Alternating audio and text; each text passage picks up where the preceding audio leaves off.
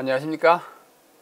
에스라의 나무 강단 강의를 계속하겠습니다. 성경의 어휘 연구, 성경의 많은 어휘들 가운데 아주 중요한 어휘들을 골라서 함께 성경적으로 연구해보는 시간입니다.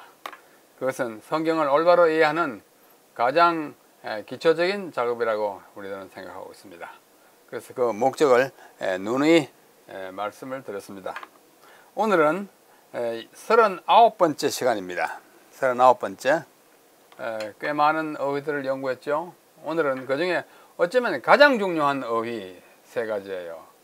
메시아, 예수, 그리스도. 우리가 다 알 듯하고 또 대체로 알기도 하십니다만은 또 어떤 때는 좀 헷갈리기도 하고 무엇이 다른가 또 좀 미심쩍어 하는 분들도 없지 않습니다. 그래서 오늘 아시는 분들은 복습하시고 또 그동안에 좀 무엇인가 하고 좀 의문을 가졌던 분들은 그 대답을 얻게 되시기를 바랍니다. 메시아, 예수, 그리스도.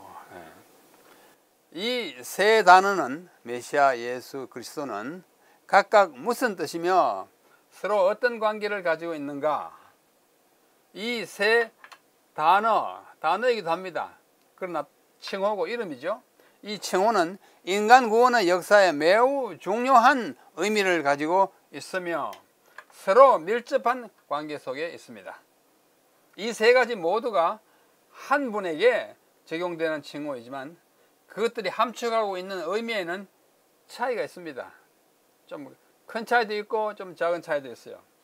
각 칭호의 원래의 의미와 그것들이 가지는 구원사적 의미를 이 시간에 짧게나마 살펴보려고 합니다. 먼저 메시아. 이 메시아라는 말을 영어로 이렇게 씁니다만은 이 메시아는 히브리어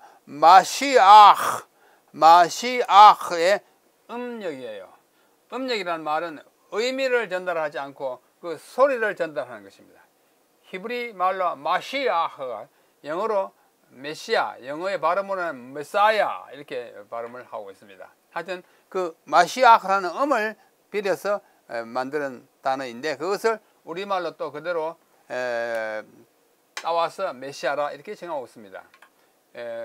개역 한글판 성에는 메시야로 되어 있습니다만 요즘은 메시아로 이제 점점 더 굳어져 가고 있습니다. 그래서 저도 여기 메시야가 아니고 메시아로 했습니다. 이 마시아흐라는 말은 동사 마샤흐라는 단어에서 온 명사예요. 마샤흐는 기름을 바르다, 기름을 붓다 라는 동사입니다. 그래서 마시아흐는 기름 부음을 받은 자 또는 기름 바름을 받은 자라는 뜻이에요. 구약에서 기름 부음을 받은 자로 일컬어진 인물들은 여러 사람 있습니다. 가장 대표적인 예가 사울이에요. 사울, 이스라엘의 첫 번째 왕 사울이 기름 부음을 받았다고 이게 사무엘상 2장, 24장, 26장에 있습니다. 또 다윗도 기름 부음을 받았다고 사무엘하, 역대하에 기록되어 있고 솔로몬도 기름 부음을 받았고 이사야서 45장에 보면은 고레스라고 하는 이 바사 페르시아 왕도 기름 부음을 받은 자라고 일컬어지고 있습니다. 특히 이 사울 왕은 여호와의 기름 부음을 받은 자라고 칭해졌어요. 보통 기름을 받았다는 것은 여호와의 기름 부음을 받은 자라 굉장히 좀 이렇게 격조 있게 그런 표현을 하고 있습니다. 여러분은 그렇게 이야기했어요. 사무엘상, 사무엘하 등등에서. 그다음에 그래서 메시아라고 하는 말은 하나의 직함입니다. 기름을 부음 받은 그 직분에 나아간 자, 직함이라고 할 수 있습니다. 그래서 그것이 예수님에게 칭해질 때는 그의 고유명사처럼 들리지만은 원래 의미는 기름 부음을 받은 그 직분을 감당하는 자라는 직함이라고 할 수 있습니다. 근데 구약에 보면 기름 부음을 받은 직분들이 여러 개 있어요. 세 가지 있어요. 기름 부음을 받고야 그 직분을 이렇게 말하자면 직무를 수행하기 시작합니다. 기름 부음을 받은 것은 그 직분을 이제 직분에 취임한다는 의미를 가지고 있습니다. 첫째, 제사장이요. 아론과 그 아들들, 아론의 아들들이 네 사람 있지 않습니까? 처음에 두 사람 있다가 죽고 그 다음에 또 엘라살 이렇게 내려가서 이다말 있죠. 그 다음에 아들들이 다 기름 부음을 받았고 레위기, 민수기, 출애굽기 다 있습니다. 기름 부음을 받아도 그 첫 아들, 둘째 아들 나답과 아비오는 좀 불성실해가지고 죽었습니다. 그죠? 기름 부음을 받는 것이 어떤 사람이 완전하다는 것을 보장하지는 않아요. 그 직분을 받은 사람이 그 직분에 합당한 행동을 해야 안전한 것입니다. 그 다음에 왕 다윗이, 솔로몬이, 또 하사엘 이 왕이지만 예후, 고레스 등등이 다 기름 부음을 받아서 왕이 되었습니다. 왕들은 기름 부음 받는 것이 왕에 등극하는 하나의 공적인 사인이었습니다. 그 다음에 선지자도 엘리사와 그 다음에 그리스도를 예언하는 이사야 61장에 보면 기름 부음을 받았다고 되어 있어요. 그래서 제가 박스 안에 넣었습니다. 예언적인 거. 엘리사가 열왕기상에 보면 기름 부음을 받았다고 되어 있습니다. 이 외에 그런 왕들과 선지자들과 제사장들은 기름 부음을 받지 않았는가? 다 기름 부음을 받아서 공적 임무에 착수한 것으로 여겨집니다. 역사는 그렇게 말하고 있습니다. 그 다음에 이러한 세 직분 이외에도 기타 성도들을 기름 부음을 받았다고 고린도 교인들에 대하여 바울이 고린도 후서에서 기름 부음을 받은 너희들 이렇게 말합니다. 그런 의미에서 보이지 않지만 우리 성도들이 다 하나님의 기름 부음을 받은 종들이라는 그런 의미를 함축하고 있습니다. 그 다음에 요한 1서에 보면 신자들 너희들이 요한 1서 2장 20절로 27절 너희들이 기름 부음을 받았다고 이렇게 표현하고 있어요. 그러므로 하나님의 백성이 되는 것은 어떤 의미의 넓은 의미의 다 기름 부음을 받은 사람이라고 생각이 되고 기름 부음을 받았다고 일컬어질진데 그들은 뭐예요? 제사장이나 왕이나 선지자 같은 고귀한 직분을 수행할 그런 의무가 있다는 그런 의미로도 이해되고 있습니다. 자, 여기 기름 붓는 장면을 어떤 분들이 그림으로 그렸어요. 얘는 꽤 오래된 한 1000년 이상 된 그림인데 사무엘이 다윗에게 기름 붓는 모습이에요.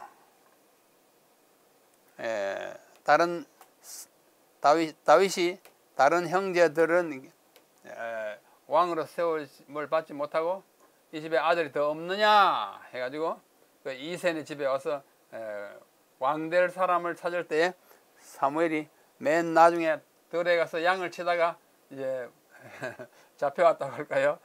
데리고 오물 다녀서 거기서 기름을 붓습니다. 이 옷은 이 자극복을 입고 있는 다윗의 모습입니다.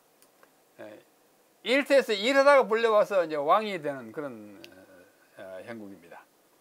그 다음에 여기 사람에게 기름을 붓는데 기름을 여기서 보시는 바와 같이 뭐 이렇게도 하고 이렇게 양의 뿔, 염소의 뿔에다가 기름을 넣어가지고 이렇게 붓는 뿔에 넣어서 기름 붓는 것이 성경의 일반적인 관례였습니다. 이렇게 해서 기름 부음을 받았습니다. 참 아름다운 그림이죠. 자, 그럼 기름 부음을 받는 이 행위의 또는 이 예식의 의미와 목적은 뭔가? 우리 함께 살펴보면 다음과 같은 의미와 목적이 있다고 보입니다. 첫째, 특별한 직분을 위해 거룩하게 구별하기 위한 것입니다. 거룩한 기름을 부어서 구별해가지고 이제부터 이 사람은 이 직분에 해당한다. 이제 취임한다. 그런 뜻이에요. 직분을 수행하기에 필요한 권위를 부여하기 위해서요. 다른 사람들이 많이 보잖아요. 많은 성도들이 또는 구약시대에 많은 백성들이 보는 가운데 기름을 부으면 이 사람이 공식적으로 이제부터 제사장이다 하는 그런 권위를 부여하기 위해서. 셋째는 직분을 수행하기에 필요한 능력을 부여하기 위해서. 기름 부는 동시에 하나님께서 그에게 능력 주시는 것을 전제하고 하는 것입니다. 기름 부음을 받을 경우에 능력이 실제로 받는 왕들도 있었겠죠. 그 다음에 네 번째는 직분을 부여받음을 공적으로 선포하기 위해서요. 많은 회중이 다 무리 가운데서 하는 것이네. 마치 오늘날 목사 안수식 할 때 많은 성도들이 함께 모여가지고 이렇게 참여하는 것처럼 이제 이분이 안수 목사다. 이제는 이분이 뭐 하는 사람이에요? 이제는 기름 부음을 받은 종이다. 사울이 기름 부음 받은 종이다. 그죠? 왕들이 선지자들이 다 그렇게 했습니다. 공적으로 선포하기 위해서. 다섯째, 같은 직분을 받은 이들과 동일한 역할을 하기 위해 먼저 기름 부음을 받은 사람들과 지금 기름 부음을 받는 사람이 같은 직종에 앞으로 종사한다는 것을 선언하는 것입니다. 그렇죠?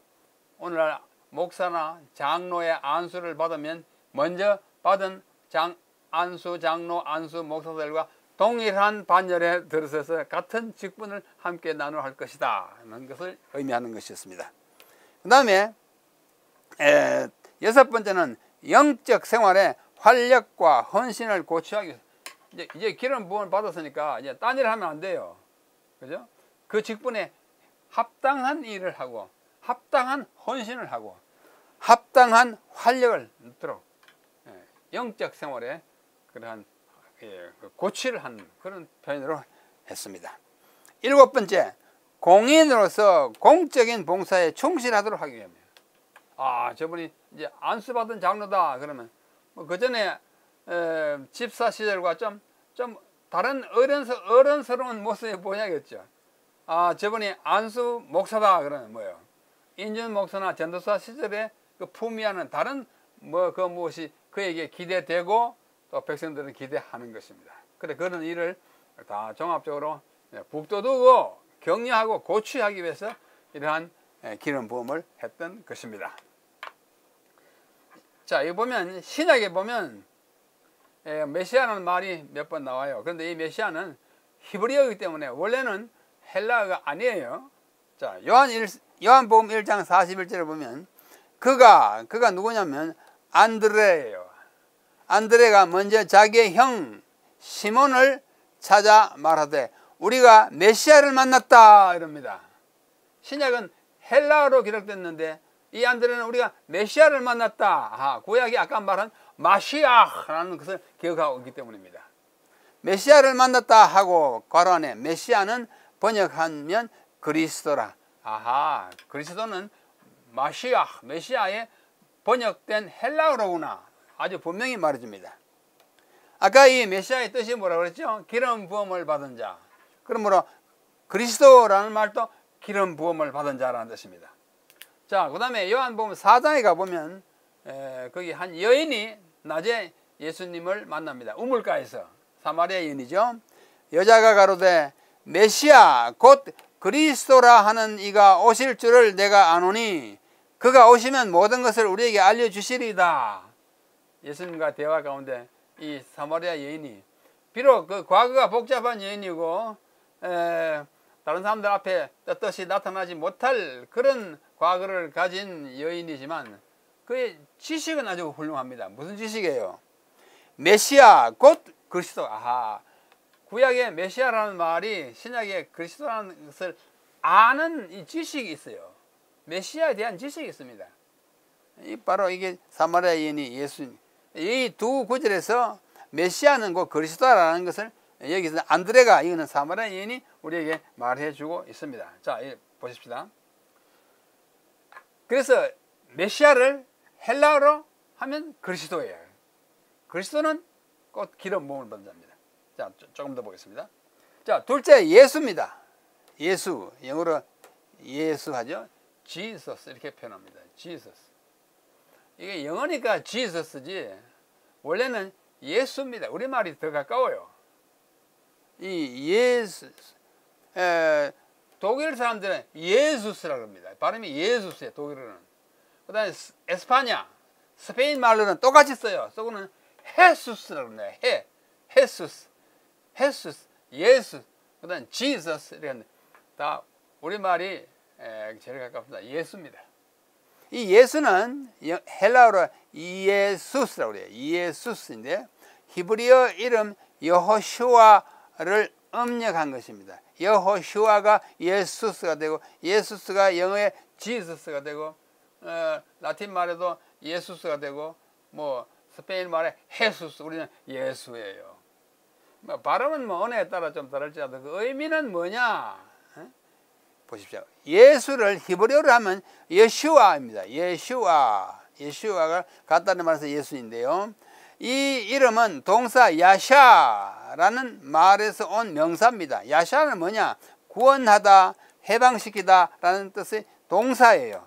야샤를 그렇게 하는 사람을 예슈아라고 하는데 그 뜻은 구원자, 해방시키는 자라는 뜻입니다. 마태복음 1장 21절에 천사가 와서 그 예수의 탄생을 예고할 때 이렇게 말합니다.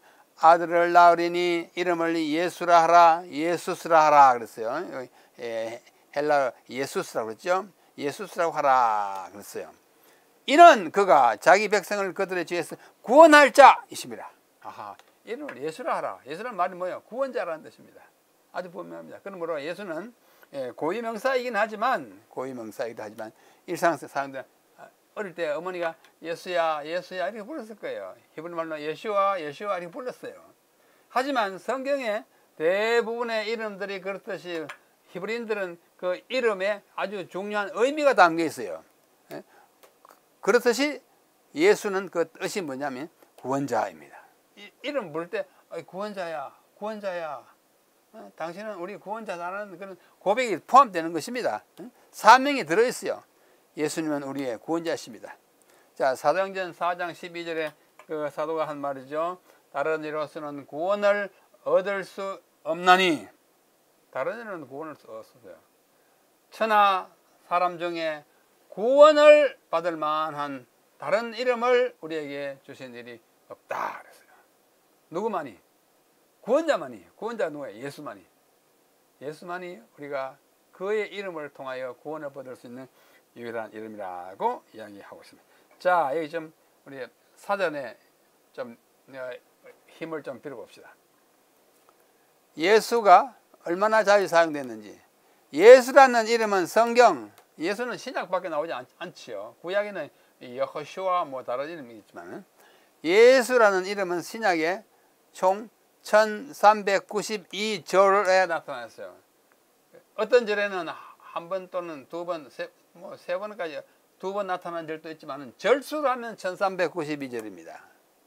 근데 마태복음에는 264절에, 마가복음에는 243절에, 누가복음은 246절에, 요한복음 289절에 거의 250대 안팎이에요. 총 사복음이 1042예요.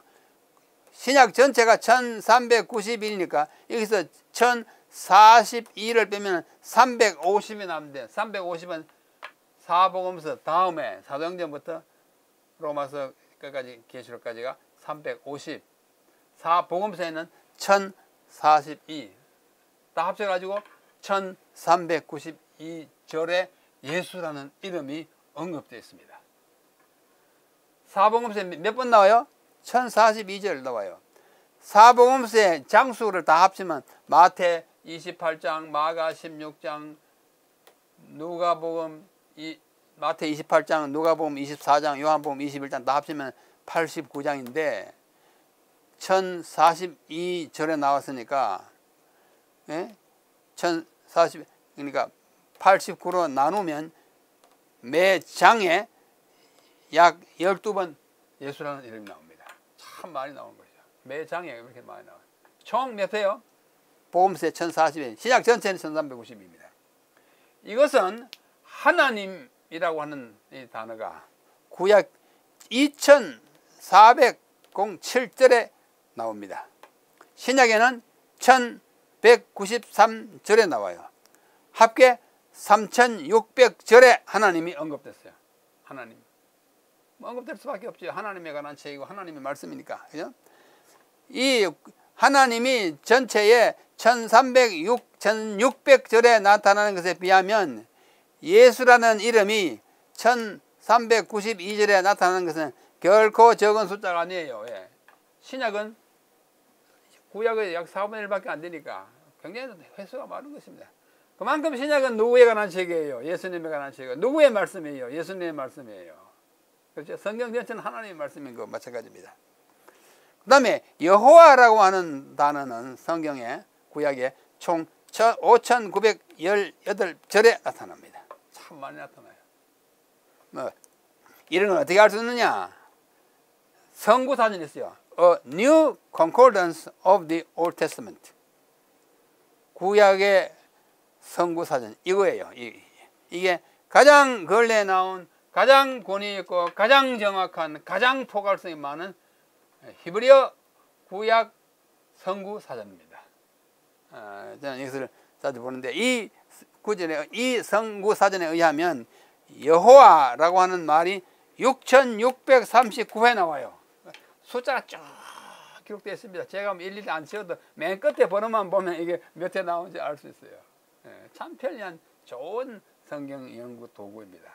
그래서 여호와가 6639회 있고 그 다음에 야 단축햄 24회 할렐루야 야 있잖아요. 그 다음에 여호슈아 다 여호와 있습니다. 여호 다 합치면 약 10,000회나 됩니다. 10,000회 이상 여호와가 언급되어 있습니다. 이름이든지 말씀이든지 사람이든지 여호수아가 많이 들어있어요. 그래서 이런 것들은 바로 이 책의 주인공이 누구인지 누가 말씀하신 것인지를 우리가 느끼게 하는 책입니다. 자, 그리스도라는 말을 잠깐만 더 보고 지나가겠습니다. 그리스도는 히브리어 마시아 기름 부음을 받은 자에 대한 헬라어로 번역한 크리스토스입니다. 이 크리스토스 역시 기름 부음을 받은 자인데 우리말로 음역한 것이 그리스도예요. 헬라어는 크리스토스예요. 그때 S 외우려 그리스도 이렇게 되는 것입니다. 헬라어 크리스토스는 동사 크리오라는 말이 기름을 바르다, 기름을 붓다. 아까 마샤흐가 히브리 말이 마샤흐에서 마시아흐가 나왔듯이 크리오에서 크리스토스가 나와요. 그런데 기름 부음을 받은 자라는 뜻입니다.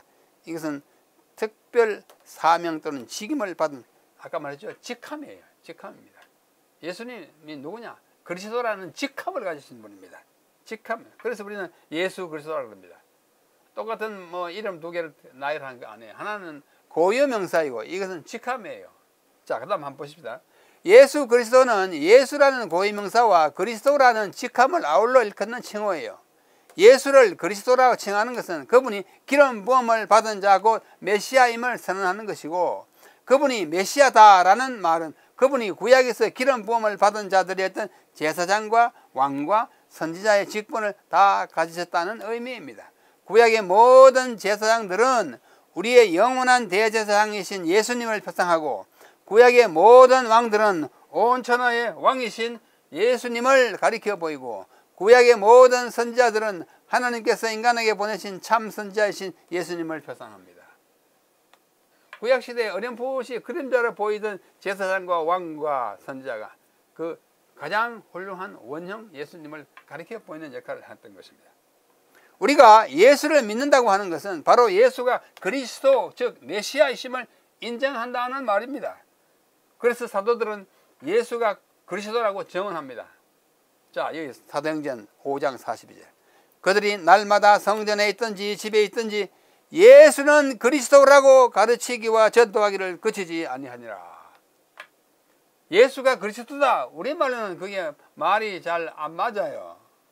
그분이 그분인데 이렇게 생각하기 쉽습니다. 그러나 그 뜻을 아는 히브리어, 헬라어 뜻을 아는 사람들, 예수가 바로 기름 부음을 받은 자, 구약 당시에 그렇게 많은 선지자와 제사장과 왕들이 다 가리키던 그분, 그보다 가장 위대한 그분, 선지자, 왕, 제사장이다라는 것을 전하는 것이 그게 전도였습니다. 사도행전 9장. 사울은 힘을 더 얻어, 바울 되기 전에 사울이에요. 예수를 그리스도라 증언하며 다메섹에 사는 유대인들을 당혹해. 예수가 그리스도입니다. 서울에서 그렇게 힘차게 외치면 그게 그거잖아. 이것을 뜻을 아는 그 당시의 사람들은 그게 아니에요. 예수가 메시아, 예수가 구주요. 예수가 우리에게 주어진 하나님의 종 아들이다. 사도행전 17장 뜻을 풀어 그리스도가 해를 받고 죽은 자 가운데서 다시 살아나야 할 것을 증언하고 이르되 내가 너희에게 전하는 이 예수가 그리스도라. 우리 전도하는 내용이 뭐예요? 예수가 그리스도다. 그리스도는 뭐예요? 메시아다. 메시아가 뭐예요? 구원자. 하나님께서 우리에게 보내고 하시던 바로 그분이다. 그거예요. 또 사도행전 18장에도 실라와 디모데가 마게도냐로부터 내려오매 바울이 하나님의 말씀에 붙잡혀 유대인들에게 예수는 그리스도라 밝히 증언해요. 자꾸 예수가 그리스도라고 하는 것이 바울의 전도 내용입니다. 사도행전 18장 이는 성경으로서 예수는 그리스도이라고 증언하고 그렇게 했습니다. 사랑하는 여러분, 예수님은 우리의 그리스도이십니다. 그리스도가 뭐예요? 기름 부음을 받은 하나님이 보내신 종, 그분이 우리의 참 선지자요, 그분이 우리의 진정한 왕이요, 그분이 진정으로 우리를 대신해 주는 제사장이라는 것을 선언하는 것, 그것이 전도야. 그 받아들이는 것이 그게 그리스도를 받아들이는 것입니다. 자, 여기 기름 부음을 받는 한 장면입니다. 우리가 오늘날 이런 기름 부음을 받는 일을 하지는 않지만은 심령으로 하나님께서 부으시는 기름을 받아서 정말 하나님의 기름 부음 받음을 받은 교인답게 특별히 안수의 예식을 통하여 특별한 직분을 받으신 안수 목사님들, 안수 장로님들, 안수 집사님들은 그 안수에 합당한 삶을 사셔야 합니다. 우리 모든 그리스도는 영적인 의미에서 다 하나님의 기름 부음을 받은 종들이라는 사실을 기억하시면서 기름 부음 받은 사람들답게 살아가는 여러분과 우리 모두가 되기를 간절히 바랍니다. 다음 시간에 또 다른 중요한 의회 가지고 함께 공부하겠습니다. 오늘은 바로 메시아 예수 그리스도가 무슨 뜻인지 함께 공부했습니다. 다음 시간까지 안녕히 계십시오.